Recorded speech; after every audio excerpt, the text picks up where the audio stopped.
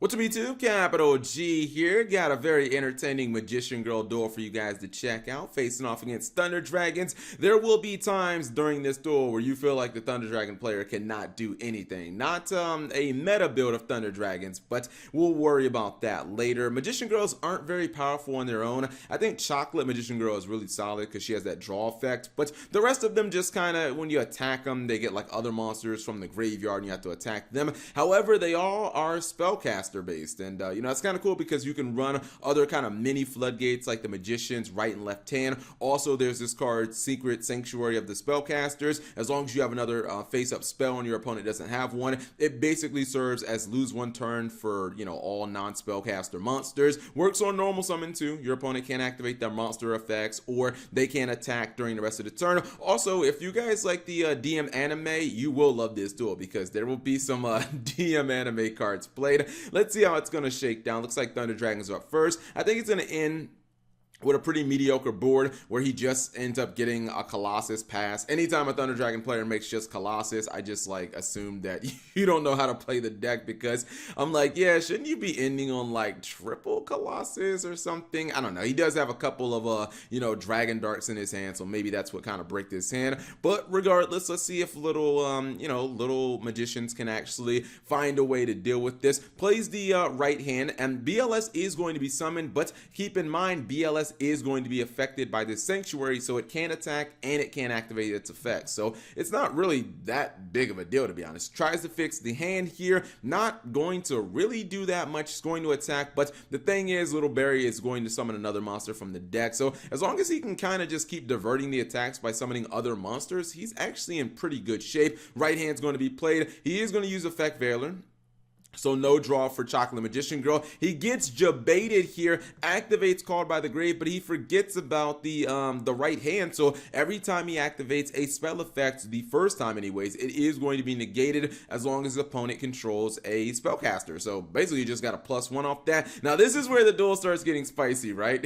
Activates the Claw of Hermos. I don't care what anyone says. Don't ever talk bad about Waking the Dragons, man. I love that arc. This is a card that was summoned, if I'm not mistaken, Joey summoned this against Mai, and basically it kind of removes your opponent's monsters for an X amount of turns. Like the turn is decided by a die roll, and it's just a really stupid card. I've never really seen this card actually used. So BLS is going to be removed for 4 turns, and I'm pretty sure that like every monster that he tries to summon is going to share the same fate. He's going to attack with Thunder Dragon Colossus. That's going to get Little Barry Magician Girl out, and then she's going to summon Chocolate. He's attacking with Dark Magician Girl. Now she's going to be banished for 4 turns as well, and I just like how the counter just keeps going. And the thing is, that the Colossus is going to share the same fate. Now he's losing that for 4 turns as well, and every time he's just kind of reminded during his turn, like, I don't get my monsters back. The Battery Man, or Solar Battery Man, probably not going to be able to get rid of this field. I think at this point he might not even need to use this effect. Now, Maya in the duel, she was kind of laughing because I think one of her monsters got removed, but then she realized, oh, I get the monster back. Because when Joey summoned the hammer, he didn't even know what the hell it did. So that was kind of awesome because he was just using a card and he didn't even know what it was. He's going for Nightmare Phoenix, but effect can't activate. He also tried to use the Thunder Dragon Fusion. I'm not sure if he activated that effect so that he could use 1-for-1 or what, but you can see that his opponent is just not letting him keep, or he's keeping the pressure on him the entire time. Now the one downside here is he doesn't really have any offensive weapons here.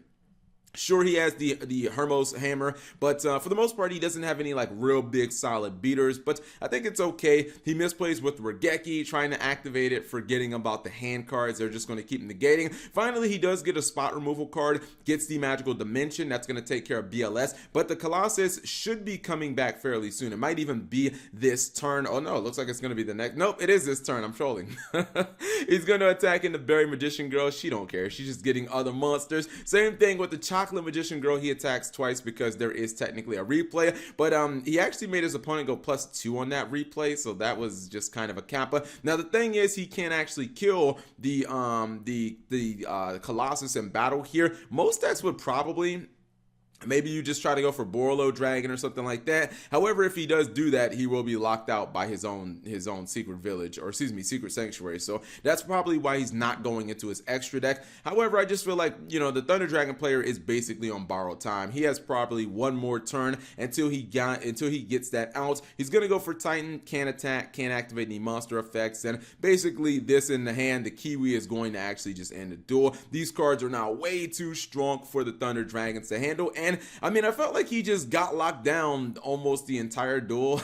He kept attacking into, like, you don't want to attack into the Magician Girls because all they're going to do is just get other monsters. Like, unless you can kill all of them during the turn that you're attacking, it's honestly not worth it. You're actually helping your opponent. Plus, same thing goes with the spells. But yeah, guys, this is why you got to run spell and trap removal, because sometimes you'll play against a deck that, you know, has a whole bunch of these floodgate type cards, and you won't end up being able to play a whole lot of Yu-Gi-Oh! I think that this card, honestly, this Secret Sanctuary, I kind of feel like this controlled the game, because if he would have been able to just use his effects as he saw fit, he would have been able to use like BLS to turn it with Summon. He did make Nightmare Phoenix and so many other monsters that just were kind of useless, that really didn't, you know, they didn't really do much of anything throughout that duel. But just a nice little interesting duel. I thought that you guys might enjoy that. If you did, give the video a thumbs up. Thank you guys for watching. As always, subscribe if you have not already, and turn on that notification bell for daily videos.